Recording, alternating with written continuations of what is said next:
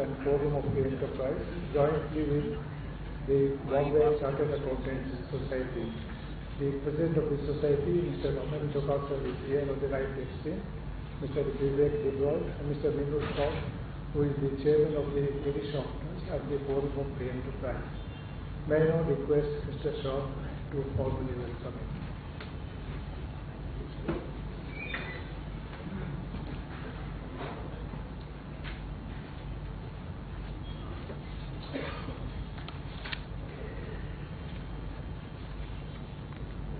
Mr. Debroy, President of the Bombay Chartered Accountants Society, Mr.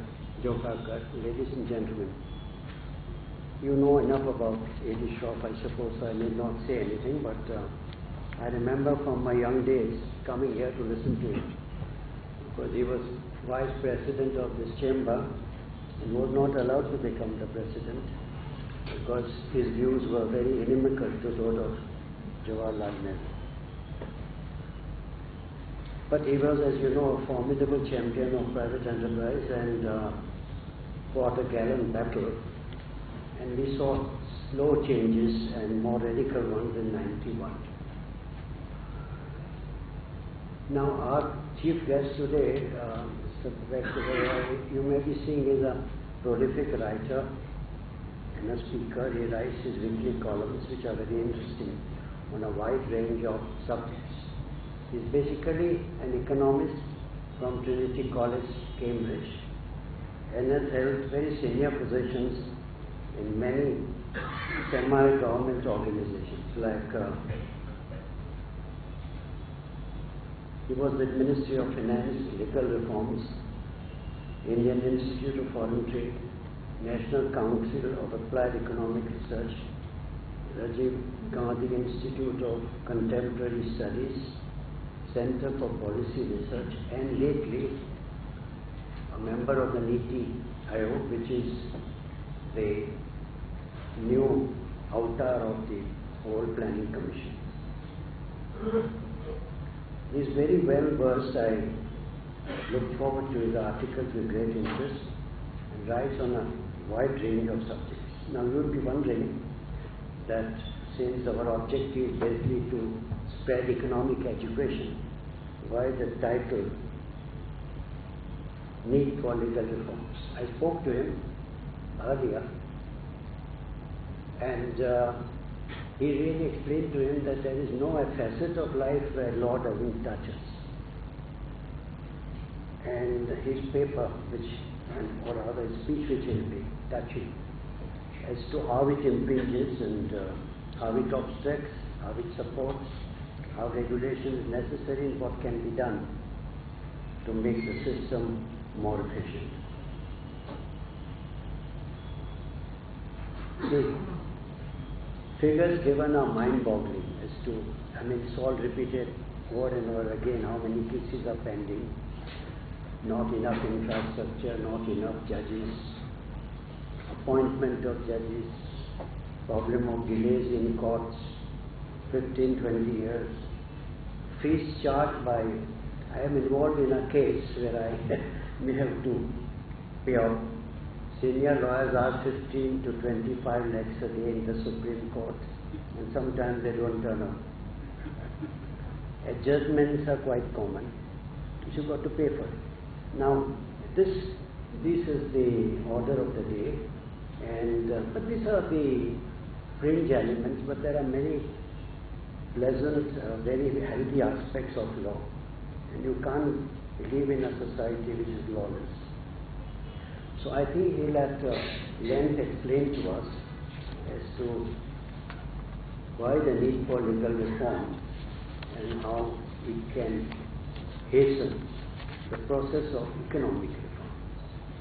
Now, I saw that during his career, he was with the Ministry of Economic Reforms, not concerned with any economic subject, but legal reforms. So he has been actively involved as a bureaucrat in the legal side as well. I think we'll comment on what he has to say later, but now I invite him to give his advice.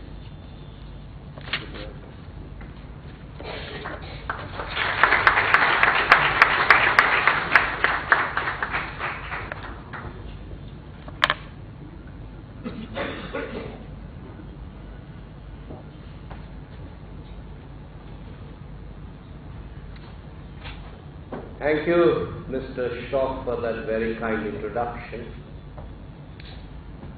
And thank you for inviting me here to deliver a talk in memory of Mr. A.D. Shroff. And thank you, ladies and gentlemen, for having spared the time. When I thought about what I should speak about, I associate Mr. Shroff, Mr. A.D. Shroff, with several things. But what I associate him most with is the Forum for Free Enterprise, which questions the role of the government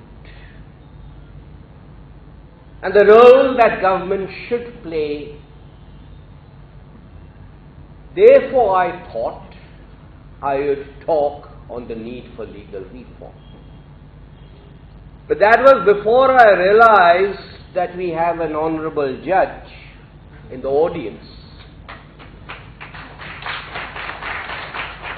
So it is with some trepidation that I'm going to talk about the need for legal reform.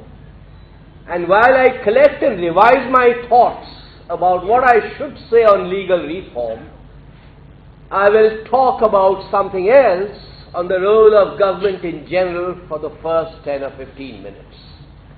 So, Mr. Shroff, I am deviating a little bit from the agenda. I will come back to the agenda. When we talk about the government, the first question to ask is, why do we have a government in the first place? And the answer, of course, is that citizens throughout the world have elected governments because they expect governments to deliver certain public goods and services.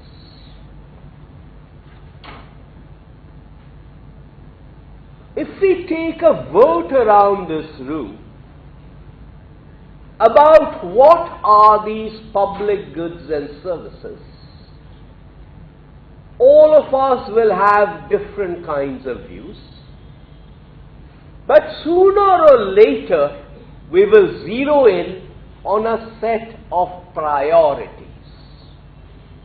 That these are items, these are public goods and services that we want governments to deliver. In that list of priorities, one common characteristic will be that these are instances of what economists refer to as market failures.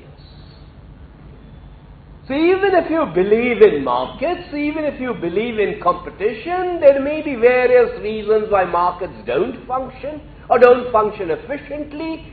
So you want the government, and I will define the word government later on. We want governments to deliver these public goods and services. In that list of priorities, I would venture to suggest that number one will be law and order and security. In terms of delivering public goods and services, that is the reason why citizens throughout the world have elected governments. Because law and order and security in general cannot be delivered by anyone other than the government. Item number two on that set will be a set of things economists refer to as social infrastructure. Those will be in the nature of things like roads, water, electricity, not across the board, but say things like rural roads, say things like primary health centers, say things like electricity generation and perhaps transmission as opposed to distribution. These are areas where the private sector is unlikely to step in immediately. The third set would not be physical infrastructure, but would be the social infrastructure, the education and health and things like that. Quite often people in India quote Mahatma Gandhi to the effect that India dies in its villages. They never read what Gandhiji actually wrote, they just quote this sentence. A few sentences just after this, there is a reference to the number of villages that used to exist in India then, when Gandhiji wrote that. And the answer was 7 lakh villages then. Today we don't have 7 lakh villages, we have about 6 lakh villages, and I'm not going to get into a pedantic distinction which actually exists between villages and habitations. We have about 6 lakh villages. Over a period of time, villages disappear for various reasons. They get reclassified, people migrate, they get assimilated into urban centers, etc., etc. So over a period of time, from 7 lakh, we've come down to 6 lakh. Out of these 6 lakh villages, 1 lakh villages still lack any of these things that I mentioned. So many decades after independence, these 1 lakh villages still lack the primary health centers, they still lack the schools, they still lack the roads, they still lack the water, irrigation and drinking, they still lack the electricity. In my view, any government has a malign role, which is what this forum is all about, and any government has a benign role. And while we should legitimately argue against the malign role, we also need to look at the benign role. And it is a colossal failure by the state in India that so many decades after independence, these 1 lakh villages that I mentioned, which tend to be concentrated in around 100 districts, still lag these public goods and services. The second point I want to flag for your attention is the fact that throughout India, particularly in urban India and somewhat in semi-urban area, there is greater citizen scrutiny of what government does. It has happened through civil society, it's happened through NGOs, it has happened through citizen charters, it has happened through PILs.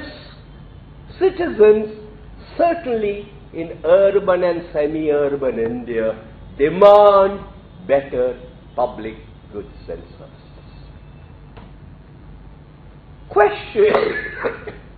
Question to ask.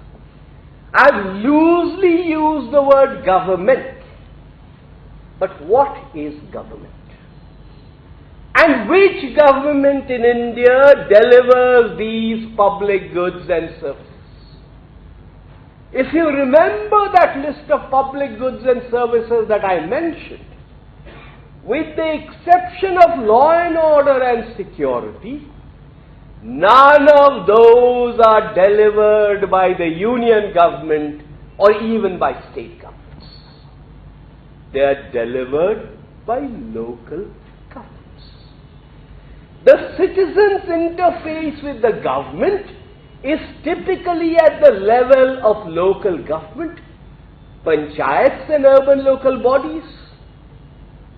The public goods and services that affect the life of a citizen are not designed in Delhi, nor are they designed in Mumbai. We have a 7th schedule to the Constitution. We ostensibly have recognized the importance of the local bodies, but the local bodies which deliver these public goods and services have still not been sufficiently empowered in terms of the decentralization and the devolution.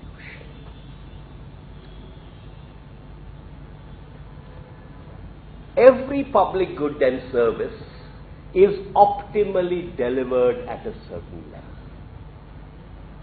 Under the British, India used to be excessively centralized. Post 1947, partly because of industrial policies, India became even more centralized. So one of the issues as a public policy issue is greater decentralization and devolution, some of which has begun to happen as a result of the recent recommendations of the 14th Finance Commission. Some of which I will only just mention in passing, because I do need to recognize where I work. Some of it is also through the nature of the Planning Commission being replaced by Niti Aayog. But let me flag two other points before I move on to the agenda for legal reform. The first one is the issue of corruption. People talk about corruption all the time, but when people talk about corruption all the time, they mean two completely different kinds of corruption. The first kind is the big ticket kind of corruption, which does not face me typically as a citizen. It is the kind of corruption I read about in the newspapers. It is the kind of corruption I watch discussed on TV panels. This is the big ticket kind of corruption, which is primarily corruption that is linked to political funding and electoral reform. So I will say only this much, that so far as that big ticket kind of corruption is concerned, we will never be able to address it until we address issues of the electoral system. What about the petty kind of corruption? The petty kind of corruption arises because of several different things. One of these is shortages. And shortages are created because of licensing and oblique entry requirements set in place by governments. You remove the shortage, the corruption goes. When we first moved to Delhi, many years ago in 1987, you needed to bribe to get a telephone connection. Today providers will bribe you to offer you a telephone connection. We didn't exactly bribe. So with MTNL, we had to wait for 2 years to get a telephone. It helped if you got a letter signed by a MP, which he had not done, so we had to wait for 2 years. I don't know how many of you remember, well, several of you probably remember, there used to be telephone directories then. And at least in Delhi, there were 2 volumes of the telephone directory. I think A to M and N to Z. So the linesman comes, after 2 years we're going to get a telephone, he instates the telephone, looks expectantly at me, I ignore him. Then I say, directory? He looks completely blank. I fish into my wallet and produce 10 rupees. He comes back with A to N. I said, what about the other volume? He said, Saab, 10 rupees mein to ek hi milta hai. So whenever the corruption is because of shortage, you remove the shortage and that petty kind of corruption goes. The second kind of corruption that is associated with petty corruption is corruption when it is associated with discretion, which is where law reform again comes in. If you have too much of discretion at the level of the petty functionary, that discretion will invariably be abused. So you remove the discretion, that kind of corruption will go. It's already happened to a very large extent in the external sector. It has happened to some extent in the case of indirect taxes.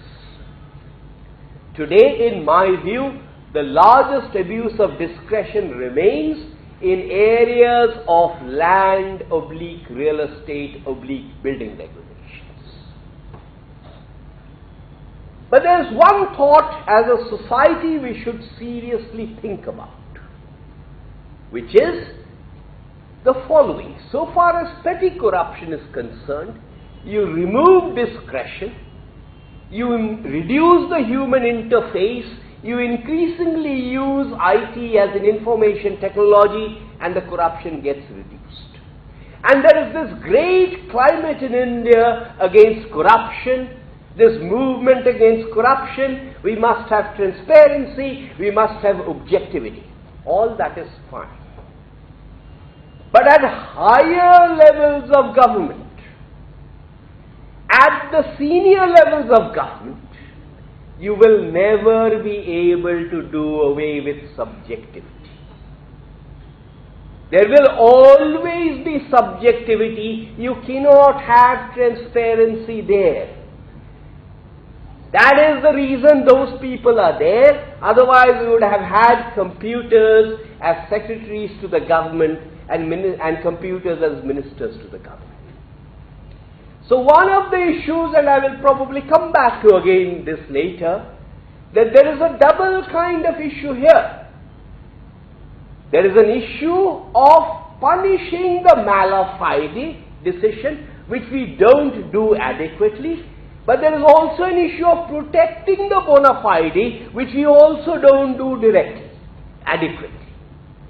Maybe I should cite chapter and verse, the judge is looking at me. There is something called the Prevention of Corruption Act, 1988. There is a section, and by the way, the Prevention of Corruption Act, having mentioned the word corruption in the act, in the title of the act, does not use the word corruption anywhere else in the piece of legislation. Everywhere else in that legislation it says criminal misconduct. Obviously, the Prevention of Corruption Act is against me taking a bribe. It is against nepotism, all kinds of things. But it also has a rather strange clause.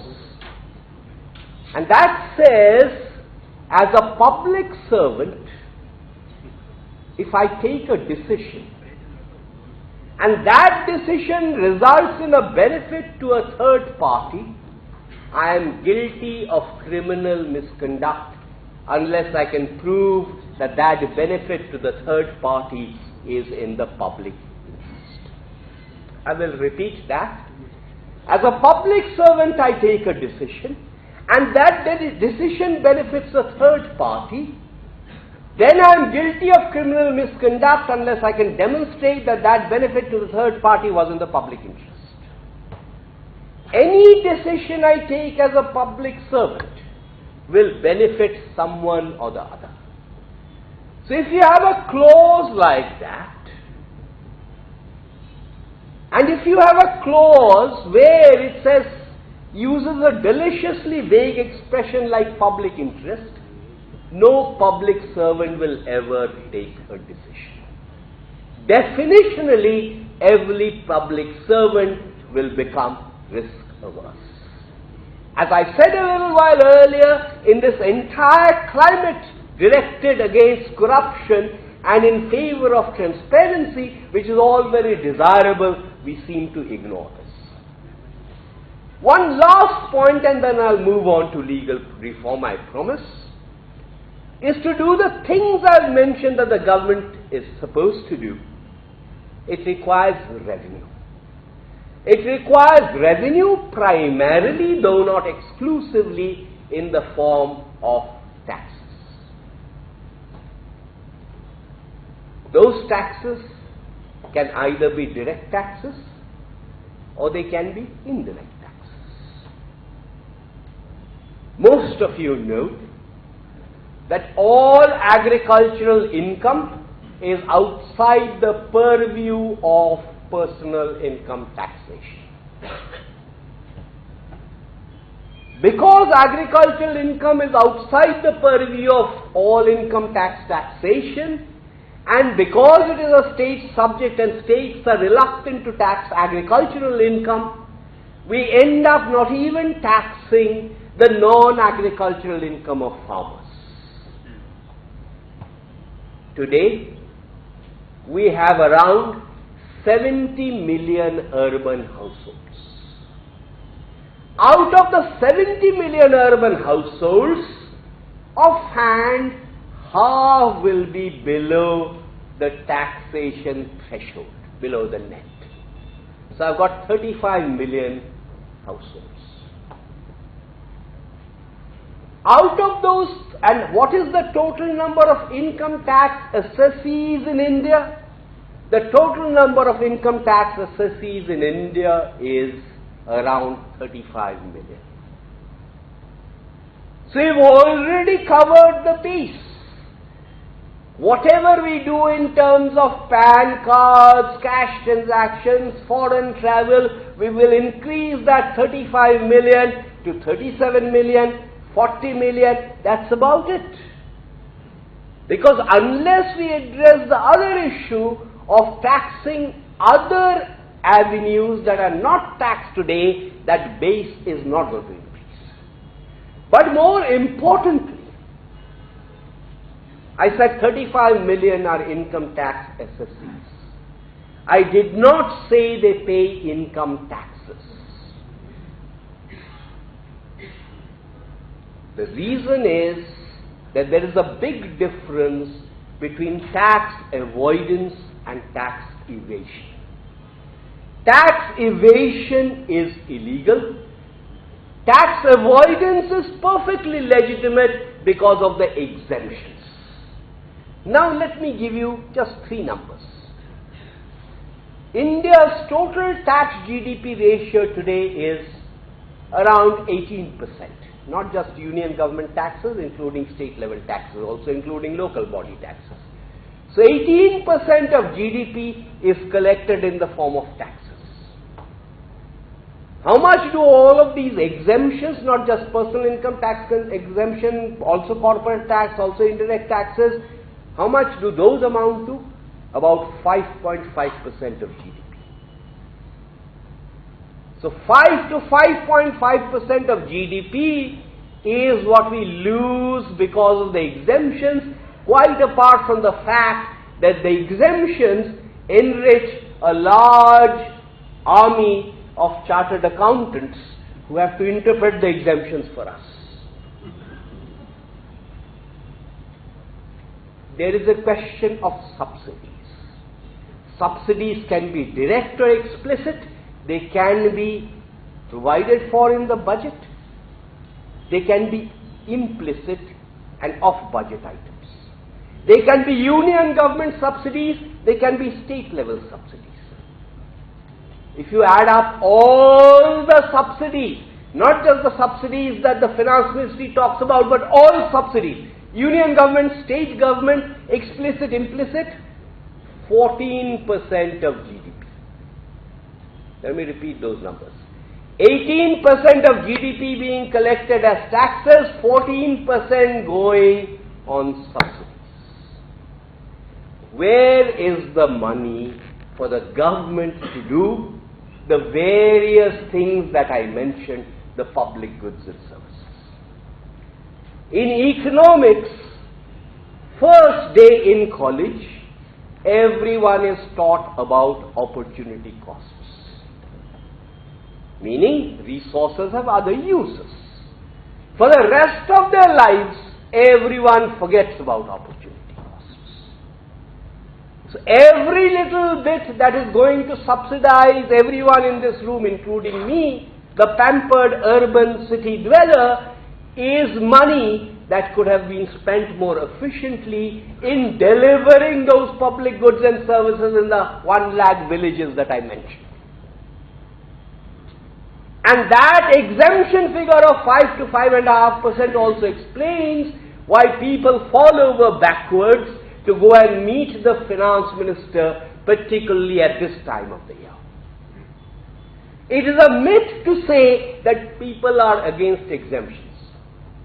I am all in favor of exemptions as long as those exemptions are for me. I am against exemptions if the exemptions are for you. As I said earlier, a primary role for the government is to ensure law and order and security which brings us to the area of law reform. Law is a very imprecise term, so one needs to pin down what one means by law. But before doing that, I will relate 3 anecdotes to you. And they're all real anecdotes, and they're triggers for what I want to say about law reform, legal reform a little later. As Mr. Shroff kindly mentioned, for several years I was the director for a law reforms project that had been set up by the Ministry of Finance in the 90s. In the course of that, I met a lot of interesting people. And one such interesting person I met was a gentleman named Lal Bihari. Has anyone here heard of Lal Bihari? No one here has heard of Lal Bihari?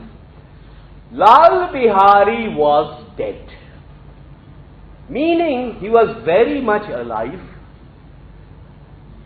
but he used to own an ancestral plot of land in UP in a village, and in an attempt, because his maternal uncle coveted that piece of land, the maternal uncle bribed the Tehsildar to declare Lal Bihari dead.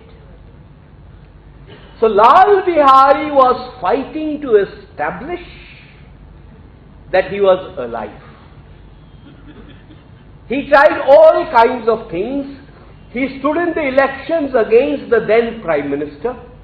He went and threw stones at the police station so that the cops would arrest him and thereby prove that he had an identity. He used to work as a government school teacher. He asked his wife to go and claim a widow's pension. None of that happened, none of that worked. So when I met Lal Bihari around 94 or so, he was very much dead. However, Lal Bihari had done some research and discovered that there were another 25,000 such dead people wandering around UP. So he formed an association called the Dead Man's Association, Mritak Sangh, and he was the founder president of this Mritak Sangh, and he changed his name to Lal Bihari Mritak. I wrote about it, a lot of people wrote about it. Lal Bihari got a lot of prominence. There is a genuine prize that is awarded out of Harvard.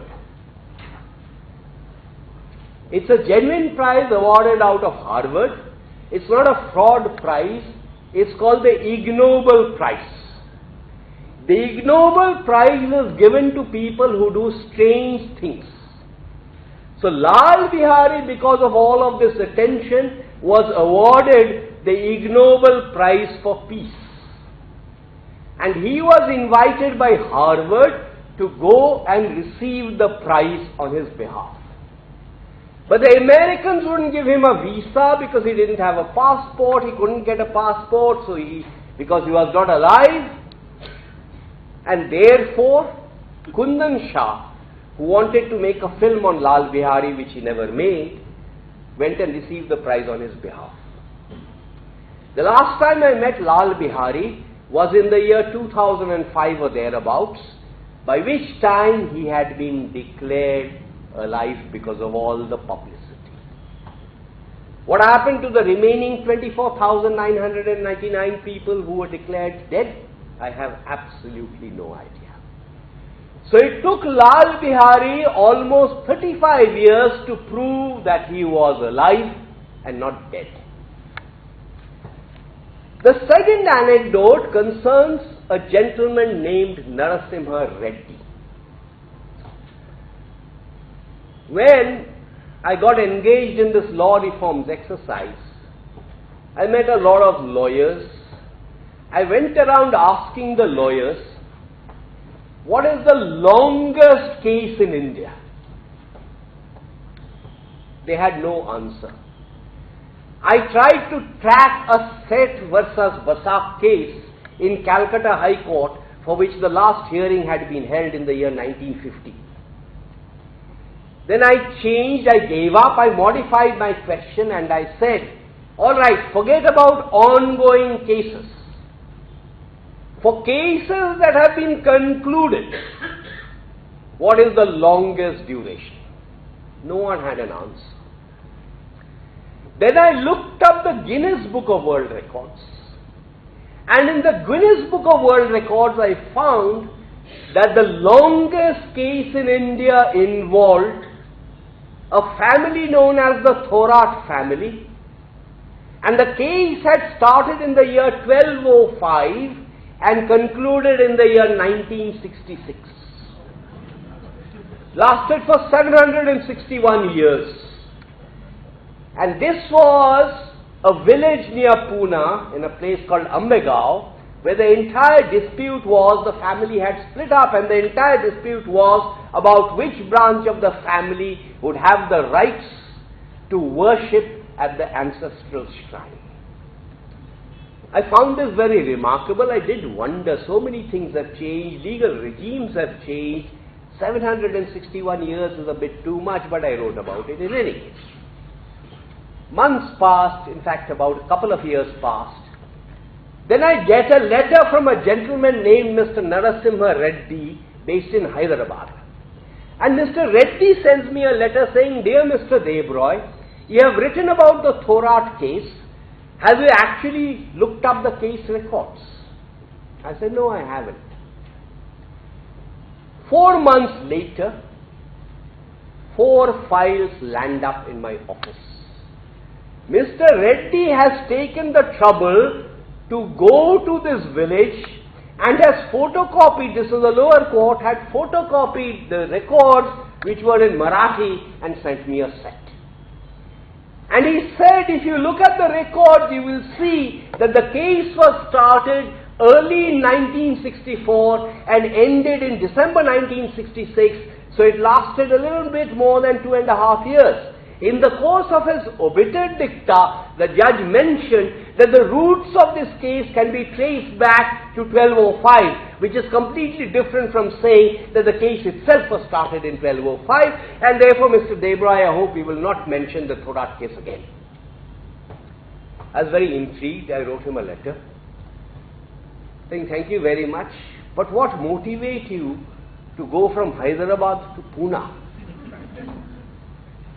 So Mr. Reddy used to work for the government in the allied services. He was superseded in the year 1945. He fought a case against the government, and finally the courts ruled in his favor in the year 1990. So it took 45 years. He won the case with the retrospective benefits. So Mr. Reddy now holds the record for the longest case in India. I marveled at this. I wrote him a letter congratulating him. I said, "I hope you've written to the Guinness Book of World Records." He said, "I have." Very forlorn letter. "I have, but the Guinness Book of World Records has said that they will not have any more entries on long-standing legal disputes, certainly not if they concern India. But you will be happy to know that I am in the Limca Book of World Records." The third anecdote concerns LBKs and LBAs. I use the word law. I have not defined and pinpointed the word law, because law means different things.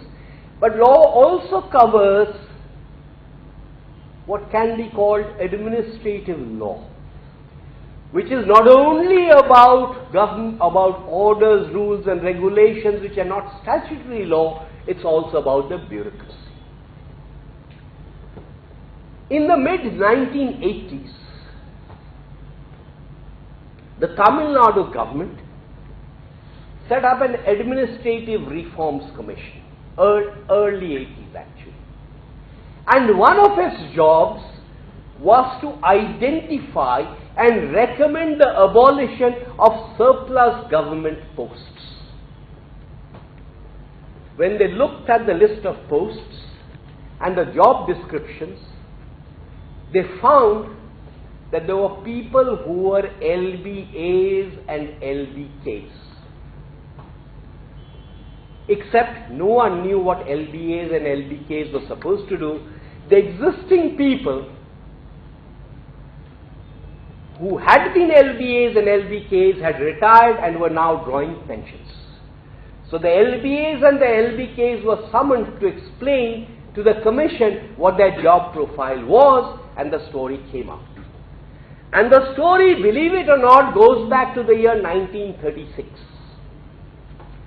In 1936, there was an Agricultural Reforms Commission for India. It was more like a famine commission, but it was called an Agricultural Reforms Commission.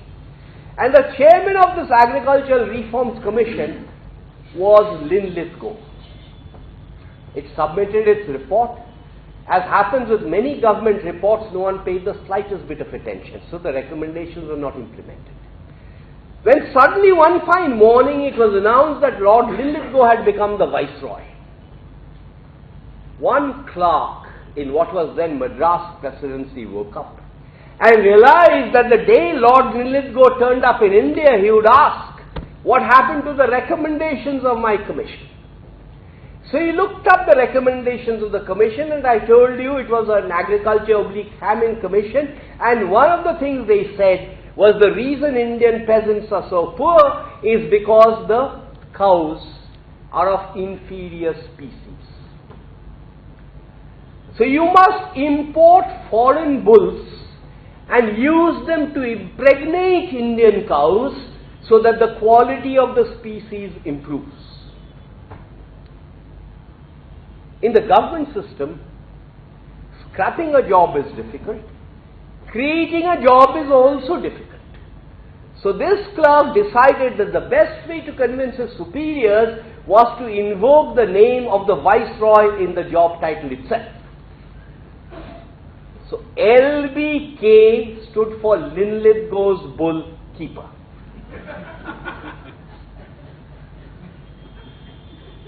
So those were the people who imported the bulls, but there was a government subsidy involved. And how do you know that a government subsidy is not going to be abused? So LBA stood for Linlithgow's Bull Assistant.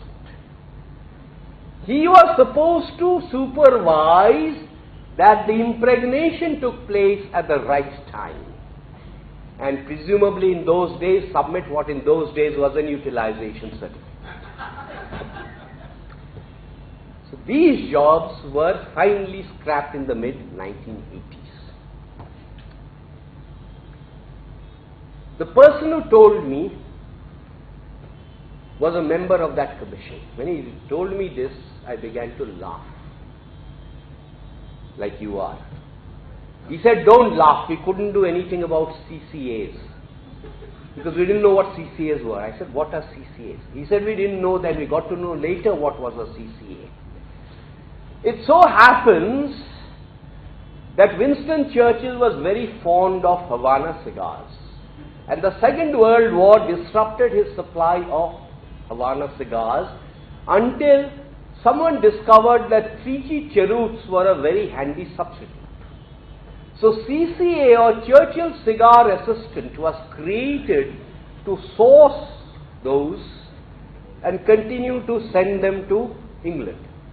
After the war, the new British government did not want to disrupt and disturb the old man, so it continued, and CCAs, as far as I know, till the end of the 80s certainly existed.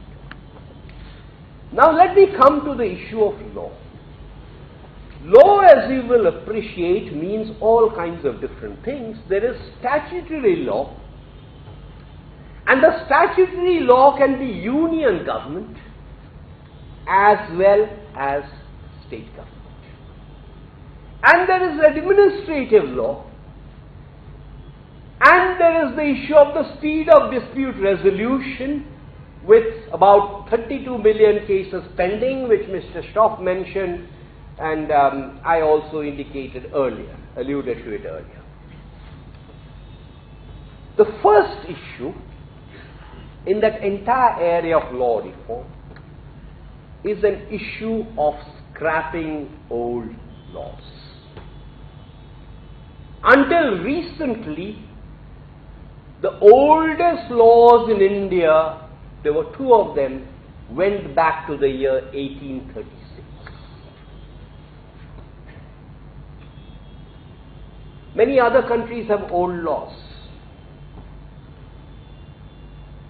In Britain, taxi cabs are still governed by a Hackney Carriage Act, which requires that taxi cabs must carry enough hay for the horses.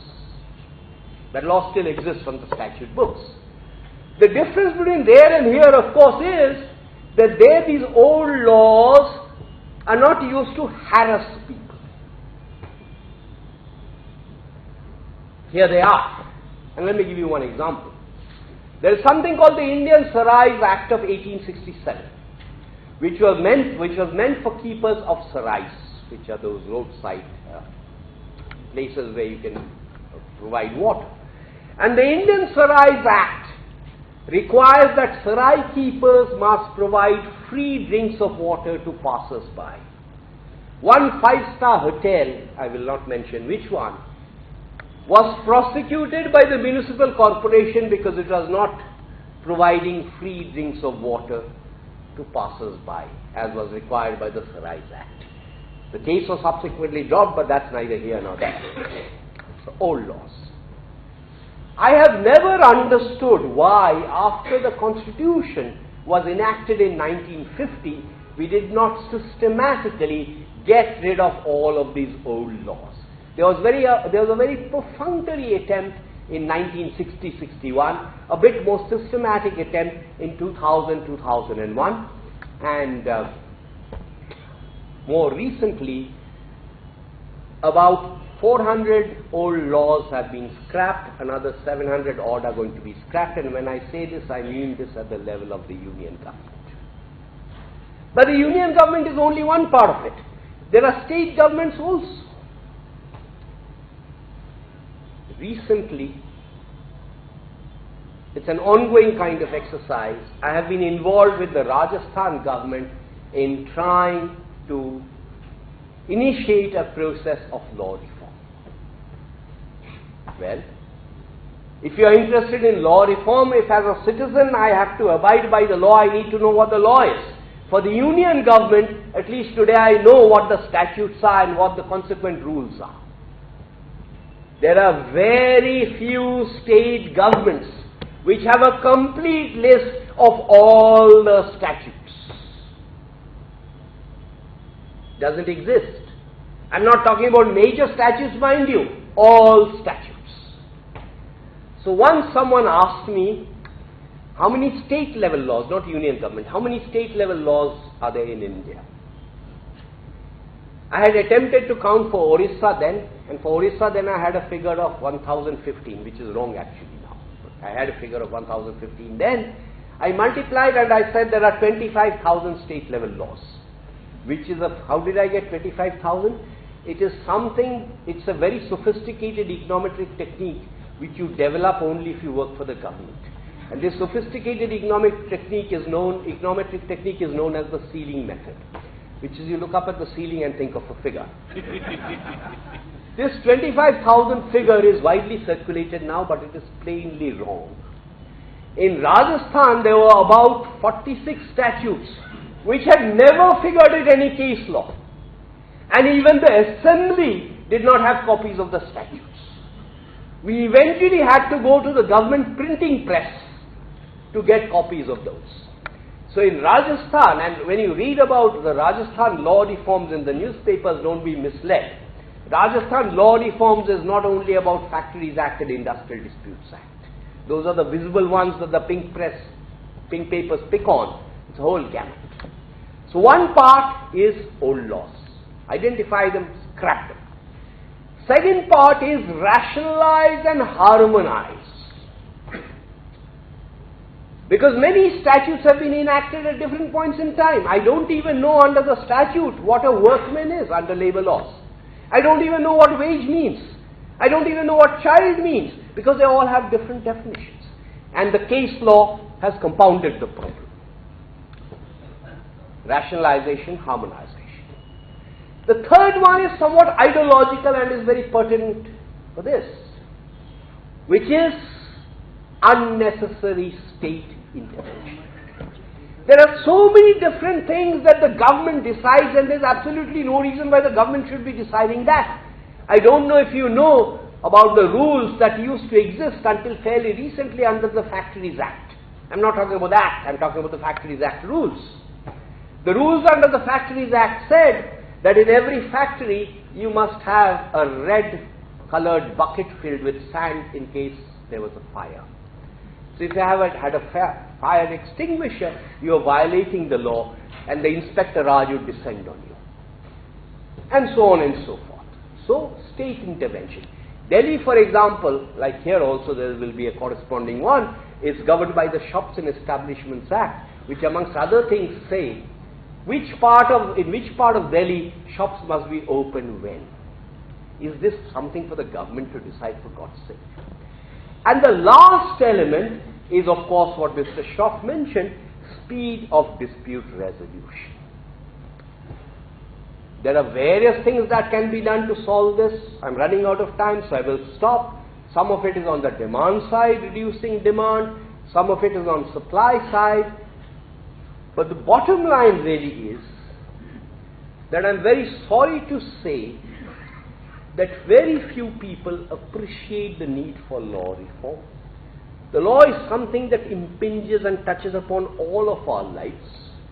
In the entire agenda, in the entire discourse of reforms, law figures rarely unless it involves an external sector commitment, unless you are liberalizing a sector that was earlier closed, like let's say the infrastructure sector, or unless you have very high profile cases.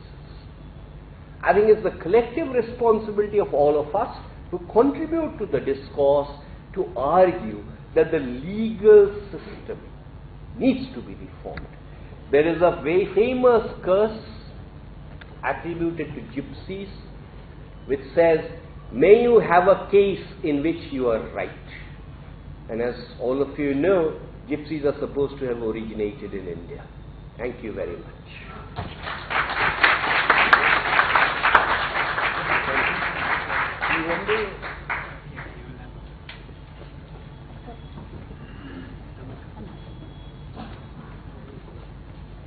Before Chairman presents his concluding remarks, I have a pleasant announcement to make. The A.D. Shroff Memorial Trust has instituted a prize in memory of the late Mr. A.D. Shroff.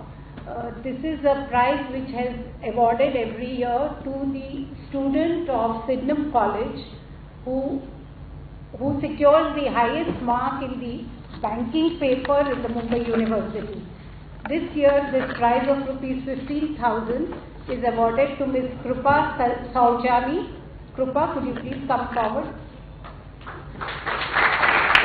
I would request our chairman, Mr. Shroff, to hand over the prize to Krupa.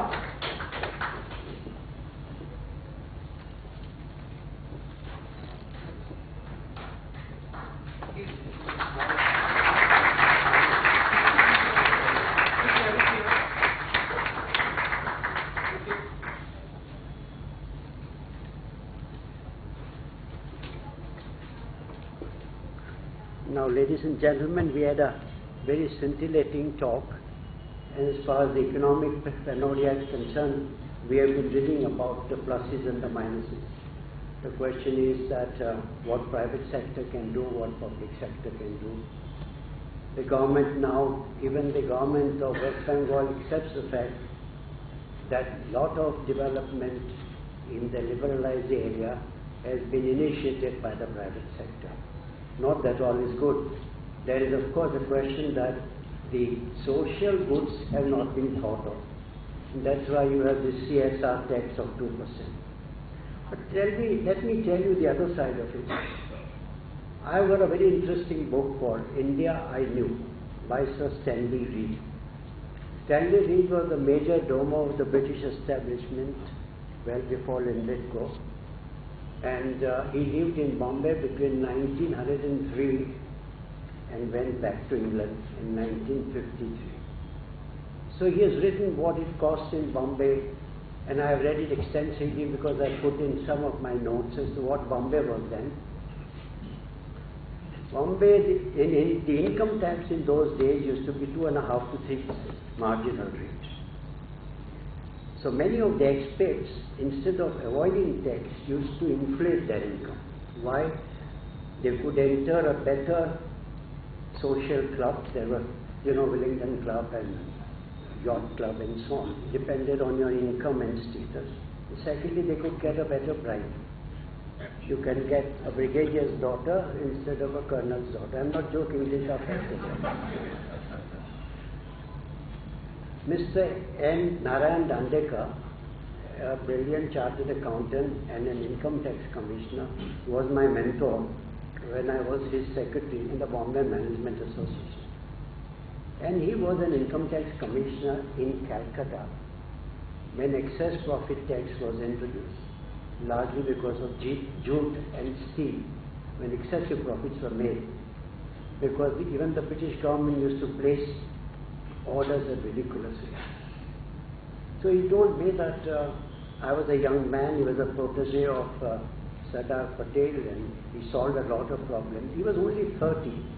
So he called one young gentleman, local businessman, and told him that, look, India has become free, you have become a rich man. You also have your obligation, not only the government or the Congress party, but businessmen as a business leader, and there are very few those days, to pay your tax. At least pay a reasonable tax.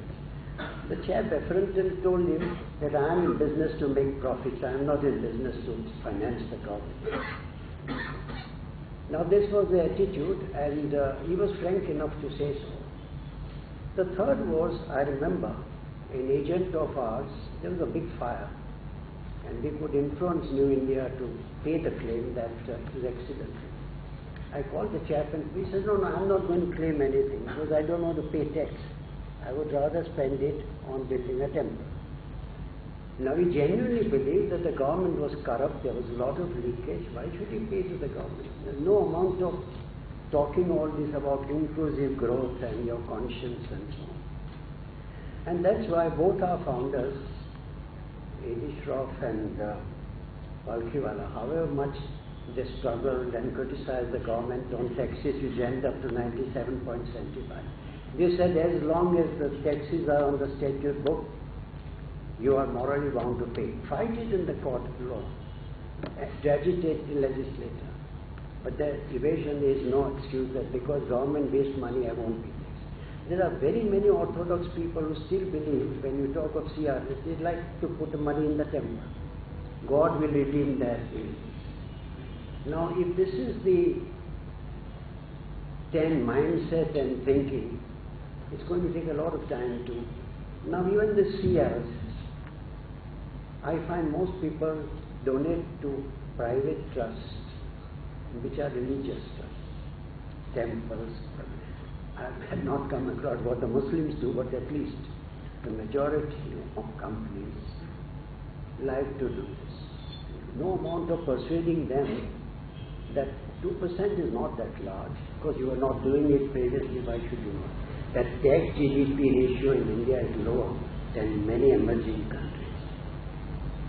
But where did this start? What you mentioned, Chidambaran started printing in the Economic Survey the tax foregone. And this is what the leftists have taken on as if it's being given. I think, let's be fair, this was given as an incentive. And even today, yesterday, I was listening to Nirmala Sitharaman why exports were not going up. She was talking in terms of incentive. Now we've got incentive or subsidized money. So in NITI, I hope you'll have to do a lot of work to recoil that thinking. The fact is too that there are very few taxpayers in this country, agricultural income tax. We know why agriculture is not being taxed. And you know the amount of money of agriculture. I was talking to people from, that we are talking of smart cities, and a businessman from Aurangabad and one from Ahmednagar. He is known to have won the Nobel Prize for Agriculture and Seeds, this organic food, and a lot of criticism. I asked him the other day, the maximum number of Mercedes and Audis are in these two cities. Where have they come from? Heaven? They have not come from ordinary agriculture. But the term agriculture is applied in a manner, this inclusive growth. Businessmen are cleverer than the tax collector, let's face it. And this happens. So you need a thief to catch a thief. You need much smarter people in the government. I'm sorry to say that people have gone out with murder. You are talking of Sabrota Roy. When this damn thing happened, I have a bungalow in Khandala and I know what goes on in that so-called colony of his where he's given free houses to cricketers and film stars and so on. And he's thinking of realizing 10 to 15,000 crores from it to pay his taxes. He took 15 people I know, a Parsi family, to Macedonia. Why? It was the birth centenary of Mother Teresa. What the hell did Subrata Rai have to do to Mother Teresa and Krishna? He said he was a peace lover. This is how money has been spent. Doesn't the government know you catch him when there is no money to pay? I believe he's quite comfortable in the jail. Look at Malia. When these things were happening, they didn't smell it. So the question of Mr. Shroff often used to say that bolting the stable door after the horse has bolted. Run away. This is exactly we do. When you catch a thing, you beat him with a silk pillow. I think today there is so much of cynicism. Even my driver, is an English teacher, he talks, he listens to the news, he reads 4 papers, and he always tells what's the sense of Modi and others telling us what we should be doing. What the hell are they doing with this? Not a single tall copy has been arrested, put in jail, or sentenced to life. Now you are not going to recover money from these people, right? So the question is of implementation and setting examples. As above, so below. If gold, the first article I wrote in a paper when I was 20 years old was, if gold rusted, what can iron do? This is the Greek problem. What happened? 5,000 rupees of gifts were given to one Mr. Venkatraman, Secretary, Ministry of Industry, from Whiteway and Radio, which is today Kharibanda. Only 5,000 rupees. When it came to the notice of Nehru, he said we must set example. Set example at the highest level. But it has not had its impact because you are not following. Tell me one example of people right at the top when we know you don't have to go to Income Tax Avoidance Commission. Look at the telephone directory in Bombay and the number of people supposed to be having over 1 crore or 10 crores. You are in there. But from a social point of view, one can say that so the people feel that if I am honest and I am being harassed, why the hell they don't go after this? Because they have their own lobbies.